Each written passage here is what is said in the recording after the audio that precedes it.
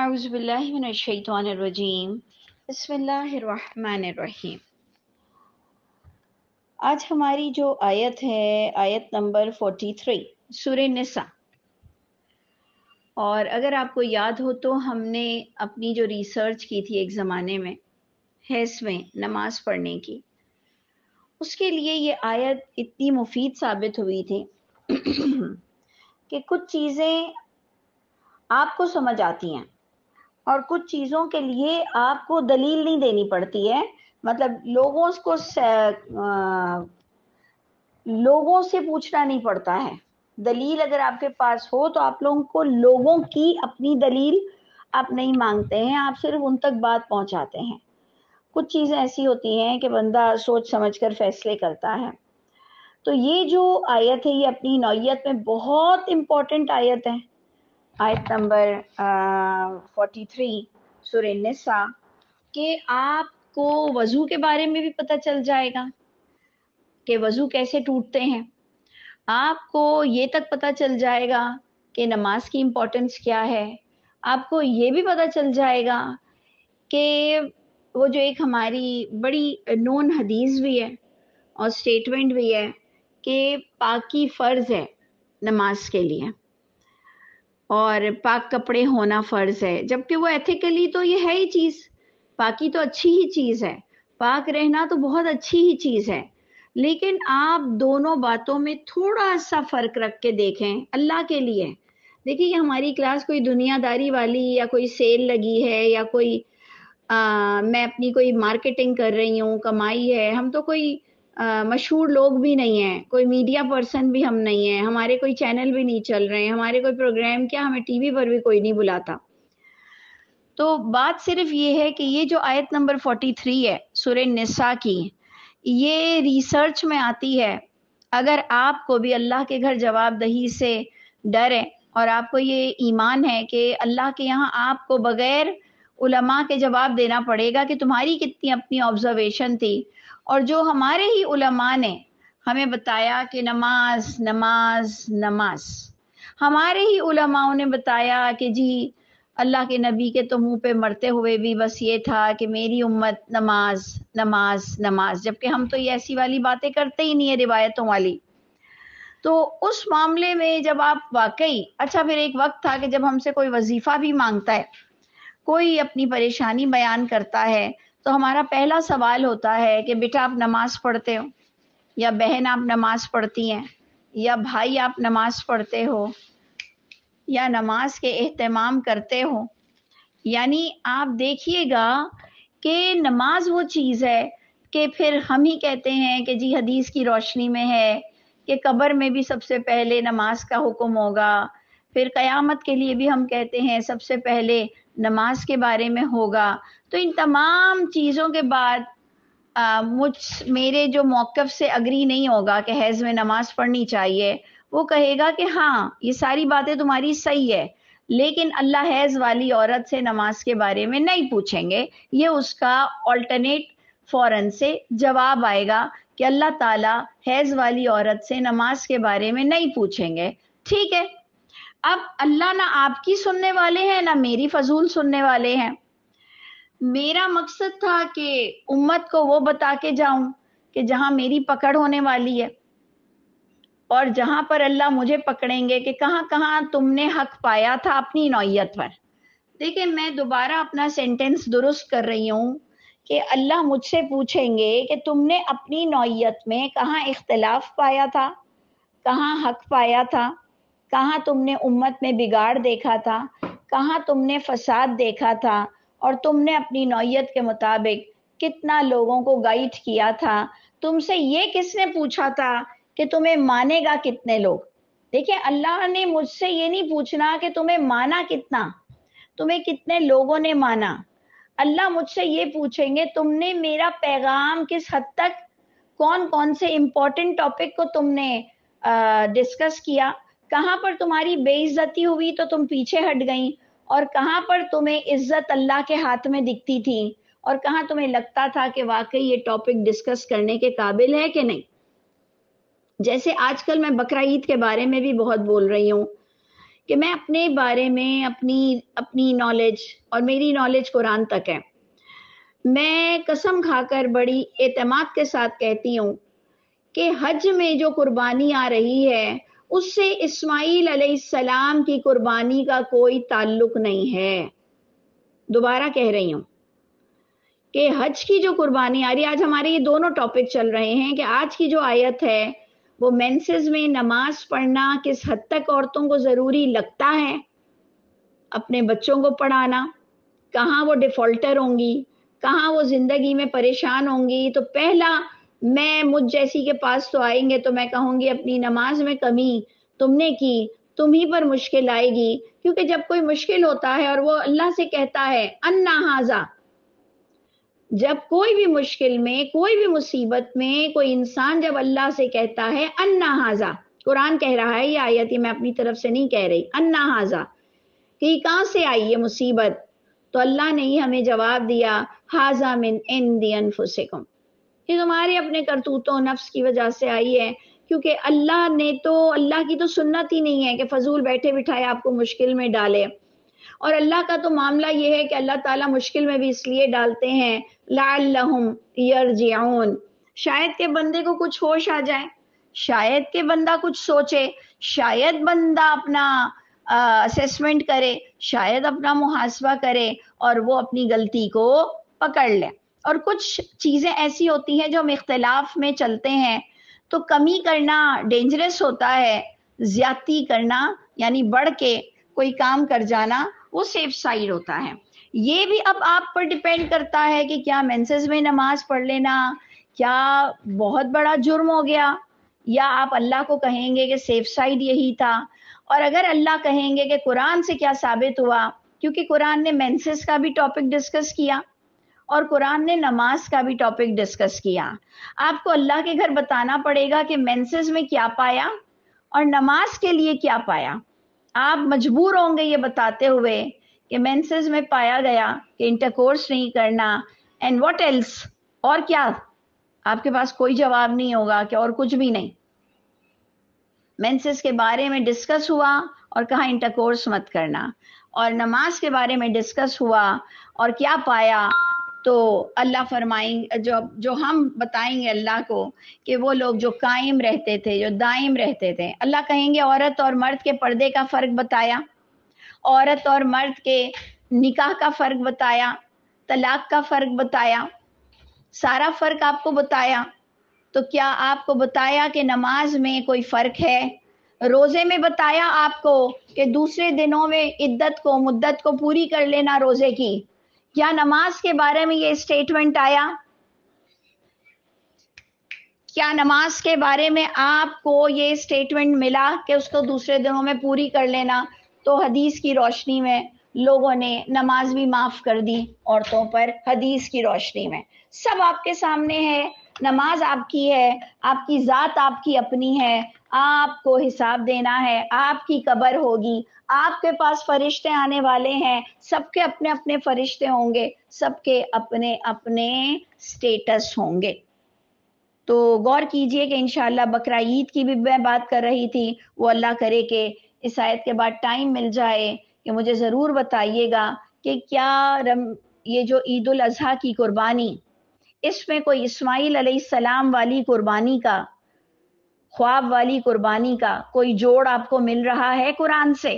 جبکہ دونوں ڈسکشن وہیں پر ہی ہیں، لیکن ہم نے جیسے نماز اور مینسز کو گڑبڑ کی، ایسے ہم نے بقرہ عید کی قربانی، اسماعیل علیہ السلام کی قربانی جو ہوئی نہیں اور جو قصہ آیا، اور ایک حج کی قربانی جو عام سٹیزن کر رہی ہے اس کی قربانی، سب کو مکس کر دیا، اور عام پبلک پر بھی ہم نے قربانی واجب کر دی، اور دکھاوا بے انتہا ہوا، اور آج کل جو مہنگائی ہے، جو پریشانی ہے، اس میں ہم نے لوگوں کو پریشان کر دیا۔ تو اللہ آپ سے پوچھیں گے کہ آپ نے اپنے دور میں لوگوں کو آسانیاں کتنی دی؟ آسانی دو گے تو تمہارا مقدر آسانیاں ہوگا انشاءاللہ تعالی۔ تو ہم شروع کرتے ہیں اپنا درس، سورہ نساء آیت 43، یا ایھا الذین آمنو، اے ایمان والو، لا تقربوا الصلاۃ، یہ ایک سٹائل ذرا غور سے دیکھیے گا، مت قریب جانا سلاد کے وانتم سکارا، اور ہو تم دھت نشے کی حالت میں، انکانشیس، مت جاؤ سلاد کی طرف، وانتم سکارا۔ اب آپ نے قرآن سے دیکھا محکم انداز، متشابہ انداز۔ اللہ نے کہا، جیسے نکاح کی میں اس کو ایگزامپل دے دوں کہ زانی نہ نکاح کرے مگر زانیہ سے یا مشرکہ سے، زانی نہ نکاح کرے مگر زانیہ سے اور مشرکہ سے، اور ایک طرف آپ کو ملتا ہے کہ طیب بیویاں، طیب شوہر، طیب لوگ، اور ایک طرف آپ کو ملتا ہے کہ مشرک اور مشرکہ سے ایک مومن کا نکاح منع ہے۔ انڈرسٹینڈ؟ آج آپ کی ایکچولی کلاس میں بہت ساری ایگزامپلز جمع ہو گئی ہیں، یہ بھی اب تیسری ایگزامپل آپ کی آ رہی ہے، اس لیے بار بار اگر کسی کو یہ ریکارڈنگ سننی ہو تو پلیز ضرور سنیے گا، یہ آپ ہی کی پروڈکٹیو کے لیے ہوگی، پروڈکٹیوٹی کے لیے ہوگی۔ اچھا جی، اب میں نے آپ کو کیا کہا کہ جیسے ہم نکاح کے لیے کہتے ہیں کہ جی اہل کتاب کی بھی اگر عورت، اہل کتاب نام ہے لیکن اگر وہ مشرک ہے تو نکاح نہیں ہو سکتا۔ قرآن نے کہا اہل کتاب کی عورت تمہارے لیے جائز ہے، آپ نے اہل کتاب سمجھا کہ اہل کتاب وہ ہوتے ہیں جو خدا کا بیٹا بناتے ہیں، اس کو ہم کہتے ہیں اہل کتاب، جبکہ اہل کتاب وہ ہے جو پچھلی کتاب کے آرڈر کو مانتا ہے، یعنی وہ اللہ کی اولاد نہیں بناتا ہے، اور جو اللہ کی اولاد بناتا ہے وہ مشرک ہے۔ اللہ نے کہا کہ سورہ بقرہ میں بھی کہ اگر تمہیں کوئی عورت یا مرد پسند آ جائے لیکن اگر وہ مشرک یا مشرکہ ہو تو تم لونڈی اور غلام پریفر کر لو، لیکن تم مشرکہ اور مشرک سے نکاح مت کرو۔ اب اس سارے سوال جواب آپ سے ہونے ہیں اللہ کے ہاں۔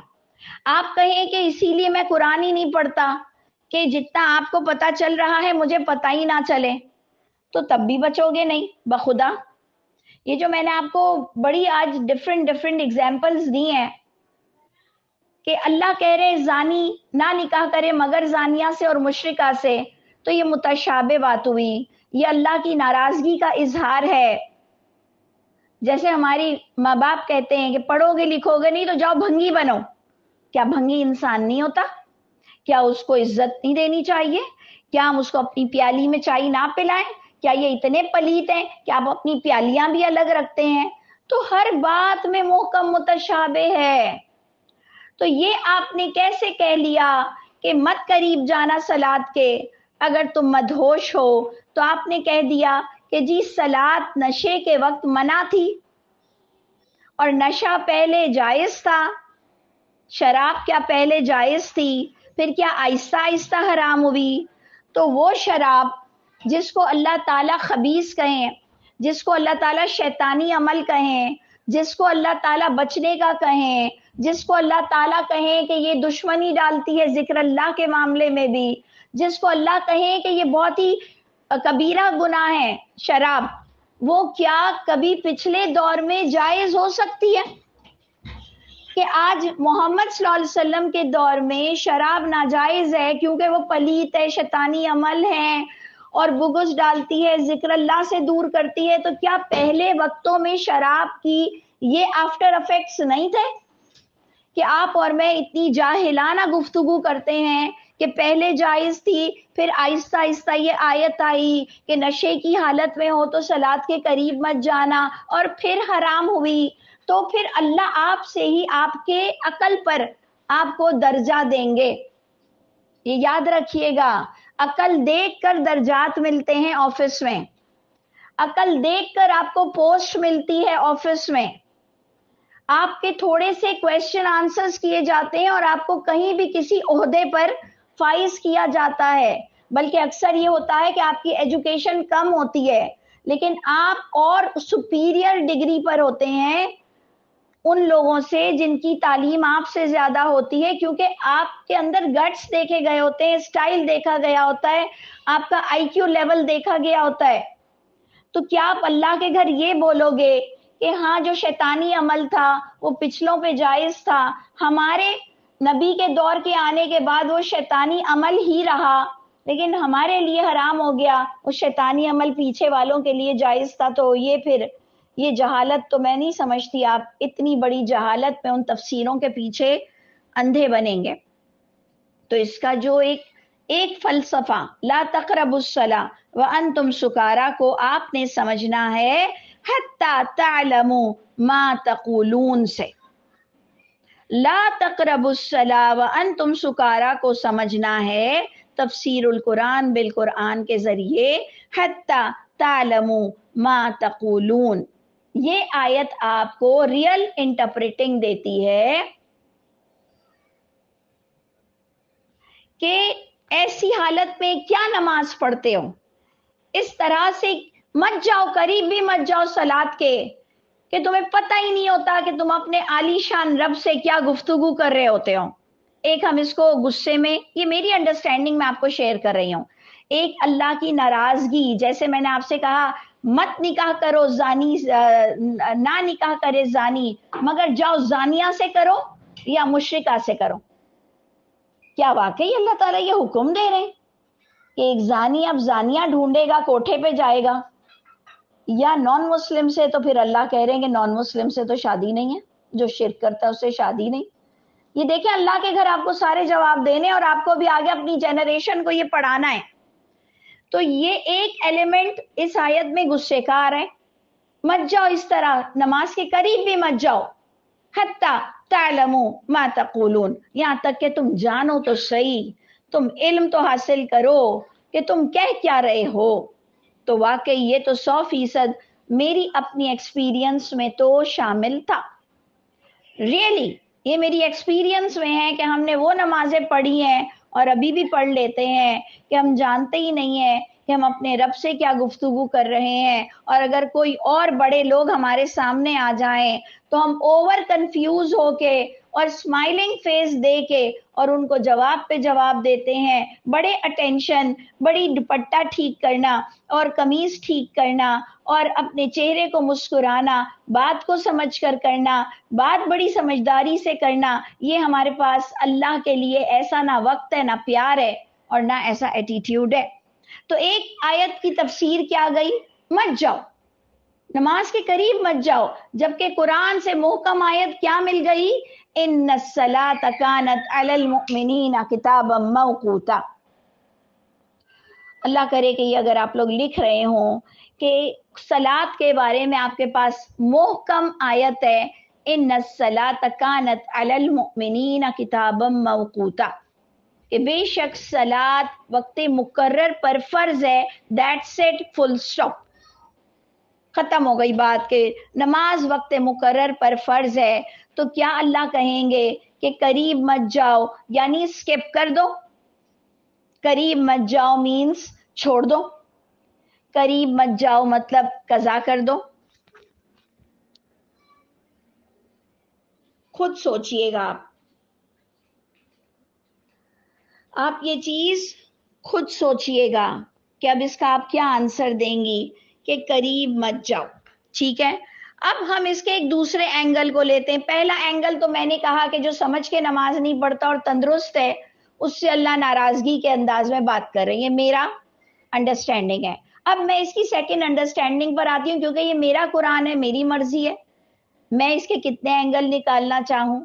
تو میں دوسرا پوائنٹ یہ کہوں گی کہ ایسے صلاۃ تو فرض ہے، لیکن اگر کوئی پوچھے کہ صلاۃ کس پر فرض نہیں، تو میں کہوں گی جو بے ہوش ہو جائے، جو بے ہوش رہے، جو بہت بوڑھا ہو کے انٹینسو کیئر میں یا انکانشیس ہو، اس کو پکڑ پکڑ کے صلاۃ پڑھا رہے ہو کہ امی نماز پڑھ لو نماز پڑھ لو، اور وہ کچھ سمجھ نہیں رہی ہے آپ کی بات اور اس کو اور تکلیف ہوتی ہے آپ کی بات کرنے سے، تو ہم کہیں گے کہ ہاں دیکھو ایک اشارہ مل رہا ہے کہ لا تقربوا الصلاۃ وانتم سکارا.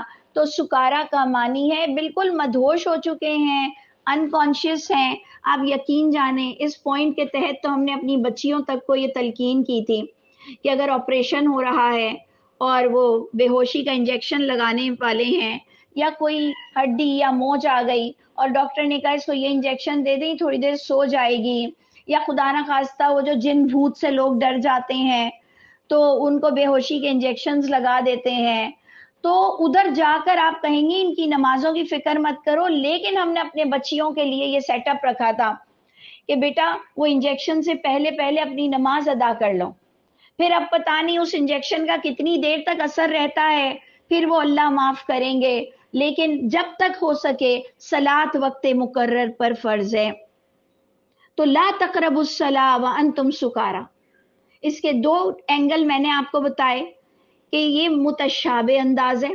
حتی تعلموا ما تقولون پر آپ توجہ دیں کہ یہاں تک کہ تم جانو تو صحیح کہ تم کہہ کیا رہے ہو. تو ایک ہم تندرست کے لیے اس کو ہم نے آپ کو بتایا کہ تندرست کو یہ آیت کیسی سمجھنی ہے، اور بیمار اور انکانشیس کو یہ آیت کیسی سمجھنی ہے. میں آپ کے آگے ریکویسٹ کرتی ہوں، اس کے اندر شراب کی کہ جائز تھا شراب، اس کی سٹوری اللہ کے لیے مت لایا کریں. خدا کے لیے شراب جائز تھی، یہ سٹوری نہ لایا کریں. اب ہم آگے چلتے ہیں. ولا جنوبا، اب یہ جو ولا جنوبا ہے یہ واو عطفہ جا رہا ہے لا تقربوا الصلاۃ، کہ اور صلاۃ کے قریب کس کس وجہ سے نہیں جانا چاہیے. جنوبا، جنوبا کا مطلب آپ نے دیکھا کہ جنابت سے نکلا. جنابت کا بھی اوریجن اگر آپ دیکھ لیں تو آپ کو کیا چیز ملے گی کہ آپ اس ایسی جنوب میں، ایسے سمت میں آ چکے ہیں کہ جہاں پر اب آپ کو اس کی انٹرپریٹنگ ملے گی کہ ایک تو اللہ مستم النساء اور ایک جنابت کا ورڈ. جیسے سوم ہے، سوم کا معنی ہے رک جانا، لیکن آپ نے اس کو سمجھا کہ روزے. تو اب کس سے رک جانا؟ آپ نے کہا لڑنے سے رک جانا سوم ہے. رمضان میں کسی سے نہیں لڑتی، کھاتی پیتی ہوں، لڑتی نہیں ہوں کیونکہ میں نے سوم رکھا ہوا ہے. تو کیا یہ بات صحیح ہے؟ آپ کہیں گے نہیں، قرآن کے تفسیر سے ملتا ہے کہ سوم کا معنی رک جانا تو ہے، لیکن لڑائی سے صرف نہیں رکنا، کھانے پینے سے اصل رکنا ہے. لڑائی تو ویسے بھی نہیں کرنی چاہیے، بدتمیزی تو ویسے بھی نہیں. کس چیز سے رک جانا ہے؟ رک جانے کا معنی ہوتا ہے سوم. اوکے، تو اب آپ نے دیکھنا ہے حج. حج جو ہم کرتے ہیں، حجت پوری کرتے ہیں، تو یہ چیزیں آپ نے غور کرنی ہے کہ جنابت میں آپ کو جو انٹرکورس والی بڑی کیفیت ہوتی ہے اس سے یہ نون ہے، کوئی ایسی چھوٹی بات نہیں ہے. یہ ایک نون طریقہ ہے سمجھنے کا کہ اگر آپ نے جنابت کی ہے، اپنی ارج جو آپ کی تھی، جو آپ کی خواہش تھی نفس کی، وہ آپ نے کمپلیٹ کیا. اور اللہ عابری سبیل پر مجھے بڑے کویشچن ملتے ہیں کہ یہ ذرا سمجھا دیجئے. اچھا پتہ ہے مزے کی بات کیا ہے؟ اللہ عابری سبیل میں لوگ مجھ سے ٹونٹنگ سٹائل میں بھی پوچھتے ہیں اب ذرا بتائیے یہ کیا ہے. قرآن سے قرآن جاننے والی محترمہ، اور ایک ہمیں بڑے پیار سے پوچھتا ہے کہ اس کو تھوڑا سا آپ بتا دیں کہ یہ عابری سبیل کو ہم کیسے لیں گے. تو میری اپنی انڈرسٹینڈنگ یہ ہے کہ عبور کرنا راستے کو، عابری سبیل، کسی راستے کو عبور کرنا جس میں آپ کی نماز کے ضائع ہونے کا ڈر نہ ہو. نہانے کی بات ہو رہی ہے ناپاکی کے بعد، انٹرکورس کے بعد. انڈرسٹینڈ؟ یہ بار بار میں اپنا اسٹیٹمنٹ آپ کو دے رہی ہوں کہ انٹرکورس کی بات ہو رہی ہے، صلاۃ کی حفاظت کی بات ہو رہی ہے، صلاۃ نہ چھوٹ جائے اور تمہیں راستہ عبور کرنا ہے. تو یہ بھی میرے ایکسپیرینس میں تھا کہ کمرے سے باہر مت نکلنا انٹرکورس کے بعد، جتنے قدم چلو گی تو ناپاک ہیں. بچوں کو دودھ مت پلانا اگر انٹرکورس کر لیا ہے، پہلے نہاؤ. کچن میں مت جانا اگر انٹرکورس کیا ہوا ہے تو بغیر نہائے. تو بچوں کو صبح اسکول چھوڑنے مت جانا اگر انٹرکورس کیا ہے. ہر صورت پہلے نہانا ہے. مشکل کھڑی ہو گئی، مشکل کھڑی ہو گئی. تو یہ میری انڈرسٹینڈنگ ہے کہ تم وہ راستہ عبور کر سکتے ہو. اگر تم نے جنابت کی حالت ہے، تم نے نماز پڑھنا ہے، تم نے نہایا نہیں ہے، کانٹیکس پر تو نظر ڈالو. نہانے کی بات ہو رہی تھی، جنابت کی بات ہو رہی تھی، صلاۃ کی بات ہو رہی تھی، تو تم اس طرح سے راستہ عبور کر سکتے ہو. کر سکتے ہو، باہر جا سکتے ہو، گھر میں پھر سکتے ہو، کھانا پکا سکتے ہو، بچوں کو دودھ پلا سکتے ہو، راستہ عبور کر سکتے ہو، حتیٰ تغتسلو، یہاں تک کہ تم غسل کر لینا، کیونکہ نماز کی بات ہو رہی تھی. سمجھ آ رہی ہے؟ یہ میں آپ کے فیڈ بیک کی منتظر رہوں گی کہ یہ میں نے کس طرح سے سمجھا. اب آگے پوری لسٹ آ رہی ہے، ہم اس کو تھوڑا جلدی لیتے ہیں. وَإِن كُنتُم مَرْضَىٰ، نماز کی بات ہو رہی ہے کہ اگر مریض ہو، صلاۃ کی بات ہو رہی ہے، سفر پر ہو، تم میں سے کوئی ٹوائلٹ سے آیا ہو، او جاء احد منکم من الغائط. دیکھیں کافروں سے تو بات ہی نہیں ہو رہی، منکم تم مسلمانوں میں سے ہو رہی ہے جس کو صلاۃ کی فکر ہے. دیکھیں ہم مسلمانوں میں بھی ایسے بہت سے لوگ ہیں جن کو نماز پڑھنی ہی نہیں ہے، تو وہ جتنی بھی دفعہ انٹرکورس کریں، جب کریں نہ کریں، کوئی وقت کریں، ان کو نہ نہانا ہے نہ نماز پڑھنی ہے. تو یہ بات تو تم سے ہو رہی ہے، تم لوگوں سے ہو رہی ہے جن کو نماز بھی پڑھنی ہے اور جن کو اللہ کے قاعدے قانون معلوم کرنے ہیں کہ اگر تم ٹوائلٹ سے آئے ہو تو اس میں فارٹنگ کی اور ہوا خارج ہونے کی کہاں سے بات آ گئی کہ آپ وضو توڑوا کے بیٹھ جاتے ہیں کہ جی ہوا خارج ہوئی تو وضو ٹوٹ گیا، اور اگر ٹیک لگا کر تم نے مسجد میں بھی سو گئے تو وضو ٹوٹ گیا. ارے بھائی نماز کے انتظار میں ٹیک لگایا تھا مسجد میں، خدا نخواستہ کوئی گندی سوچ کے ساتھ نہیں سوئے تھے. اور فارٹنگ سے اور ہوا خارج ہونے سے میرے نزدیک کوئی وضو نہیں ٹوٹتا. وضو تب ٹوٹتا ہے جب آپ اذا قمتم الی الصلاۃ کے سراؤنڈنگ سے نکل جاتے ہیں، کہ جب آپ کو قائم رکھنا ہے صلاۃ، وہ فیلنگ سے جب آپ نکل جاتے ہو، بازار بھی جا رہے ہو فیلنگ رکھو کہ یار میرا وضو ہے، میں نے کوئی گانے نہیں سننے، کوئی غیبت نہیں کرنی، کوئی برائی نہیں کرنی، مجھے نماز پڑھنی ہے، مجھے نماز پڑھنی ہے، مجھے نماز پڑھنی ہے. آپ صلاۃ کو یاد رکھتے ہو تو آپ کا وضو برقرار ہے. ہاں آپ ٹوائلٹ جاتے کیوں ہو؟ ہوا خارج کرنے ٹوائلٹ نہیں جاتے، کسی چیز کا باہر نکلنا وہ آپ کے وضو کو توڑ دیتا ہے. تو جناب اگر تم سفر پر ہو یا تم میں سے کوئی اور ٹوائلٹ سے آیا ہے، او لامستم النساء، یہ جنابت کا سیکنڈ ڈگری ہے. او لامستم النساء، اور یا تم نے ٹچ کیا ہے عورتوں کو، جس کی وجہ سے بندہ جو کچھ بھی اس کی ایک فیلنگ ہوتی ہے،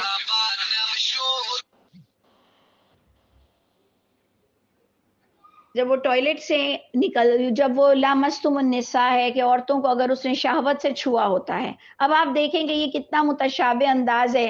عورتوں کو تو چھونا بہت طریقے سے ہوتا ہے. پیٹرول پمپ والے سے ہم چابی لیتے ہیں، ہم دونوں کی انگلیاں ٹچ ہوتی ہیں، شہوت وہاں کہیں نہیں ہوتی. کوئی نرس، میل نرس، کوئی فیمیل نرس ایک دوسرے اپوزٹ جینڈر کو ٹچ کرتے ہیں، اس میں وہاں کوئی ایسی فیلنگ نہیں ہوتی. ڈاکٹر آپ کو چیک کرتا ہے تو کیا آپ کا وضو ٹوٹ جائے گا؟ تو یہ چیزیں غور کرنے والی ہیں کہ اللہ کی کتاب میں عقل والوں کے لیے کتنی باتیں ہیں. لامستم النساء، عورت کو ٹچ کرنا. ادھر بات ہو رہی ہے شہوت کی، وضو کے ٹوٹنے کی، نماز کے پڑھنے کی. تو اگر تم نے شہوت سے عورت کو ٹچ کیا ہے اور تمہارا جو نیچے کا حصہ ہے وہ لبریکیٹ ہوتا ہے اور وہ کچھ ڈسچارج ہوتا ہے، لیکن ایک ڈسچارج، ایک آپ دیکھتے ہیں کہ انٹرکورس والا ایک دوسرا آپ کی فیلنگ ڈیولپ کرتا ہے ایک غلط چیز پر، ایک شہوت پر. غلط چیز تو میں نہیں کہوں گی، اگر میاں بیوی کا تعلق ہے تو آپ کے وضو کے ٹوٹنے کی علامت ادھر آ رہی ہے، یا آپ کا پھر وضو ٹوٹے گا. اور اب آگے بات آئی کہ نماز کسی صورت نہیں چھوڑنا، کہ اگر تم نے یہ ساری سچویشن میں کسی ایک سچویشن سے گزرے ہو، مسافر ہو، سفر میں ہو، عورت کو ٹچ کیا، پورا فائنلی انٹرکورس کر لیا، اور اب اللہ نے پھر نماز ہی کی بات کی کہ نماز پڑھنا تھا وقت مقرر پر. بھائی جمع کر دوں گی میں نماز، کیوں وقت مقرر پر پڑھوں اس گندی حالت میں؟ تو قرآن سے نماز کا جمع ہونا ثابت ہی نہیں ہوتا. نہیں تو اللہ کے رسول یہی سورہ نساء میں جنگ کے میدان میں جہاں جان کا خطرہ ہے، جان کی حفاظت اللہ نے قرآن میں واجب کر دی، فرض کر دی، جہاں جان کا خطرہ ہے وہاں بھی نماز پڑھوا دی. بتائیے تو صحیح کہ میں کدھر جاؤں اپنی انڈرسٹینڈنگ میں؟ کئی لوگوں کو مجھ سے صرف اس بات سے نفرت ہے کہ میں نے کہا ہے کہ مینسز میں نماز ہے، صرف اس بات سے لوگ مجھ سے ملنا تک چھوڑ دیتے ہیں. لیکن میں کدھر جاؤں بتائیے، میں کدھر جاؤں؟ میں اپنے رب کے آگے کیسے کھڑی ہوں گی جہاں رب مجھ کو یہ ساری آیتیں بتا دیں گے؟ تو آپ نے غور کرنا ہے کہ اب ٹاپک آ گیا وہی صلاۃ سے ریلیٹڈ کہ فلم تجد ماء، اب تمہیں پانی بھی نہیں ملا جو نماز کے لیے وضو کرنا ضروری ہے، تو بھی تم نے نماز نہیں چھوڑنا. فتیمموا صعیدا طیبا، تم کو پاک مٹی سے مسح کرنا ہے، وہ بھی نیچے کی طرف نہیں کرنا. ٹوائلٹ سے آئے تو نیچے کا حصہ، اور عورت کو بھی چھوا تو وہیں کا حصہ لبریکیٹ ہوا، انٹرکورس بھی کیا تو وہیں افیکٹڈ ہے. لیکن صلاۃ اپنے وقت مقرر پر فرض ہے. وہ ہمارے پاس دلیل آ گئی، تم کو مسح کرنا ہے اپنے چہرے کا اور اپنے ہاتھوں کا مسح کرنا ہے. یہاں سے میرے پاس وضو کا بھی دلیل آ گئی کہ جو چیز وضو میں غسل آتی وہ مسح ہو گئی، اور جو دو چیزیں مسح آتی وہ اسکپ ہو گئیں. اب ہمارے حنفی حضرات اسے ماننے کو ہی تیار نہیں ہے کہ جی موزوں پر یا پیروں پہ مسح بھی ہو سکتا ہے. ہمارے حنفی حضرات اول تو نیکڈ پیر، ننگے پیر مسح کرنے کے قائل نہیں، اس کو شیعیت سمجھتے ہیں. اور کہاں تو موزوں پر مسح کر دیتے ہیں. دونوں جگہ شیطانیت نے الجھایا ہوا ہے، دونوں جگہ شیطانیت نے اپنے نفس نے الجھایا ہوا ہے کہ نیکڈ سکن پر، ننگی سکن پر پیروں کی مسح ہو سکتا ہے، موزوں پہ کوئی مسح جائز نہیں ہے، اور دھونا کوئی ضروری نہیں ہے. اگر آپ فیل کریں کہ آپ کے پیر صاف ہیں، اگر آپ فیل کریں کہ آپ کا منہ اچھا ہے، صاف ہے، آپ کو کلی کرنے کی کوئی ضرورت نہیں ہے. تو جو چیز مسح تھی وہ سکپ ہو گئی پانی نہ ہونے کی صورت میں، اور جو چیز غسل آتی دھونے کی تھی وہ مسح میں کنورٹ ہو گئی. انڈرسٹینڈ؟ یہ میری تمام زندگی کی ریسرچ ہے. میں آپ کو دعوت دوں گی کہ خدا را آپ جو میرے اصلاح کر سکتے ہیں ضرور کیجئے گا. ان اللہ کان عفوا غفورا، رب تعالیٰ نے تو تمہیں بخشنا تھا، معاف کرنا تھا، اس لیے اتنی زبردستی نماز پڑھا رہے ہیں. ان اللہ کان عفوا غفورا کو آپ کیسے سمجھیں گے؟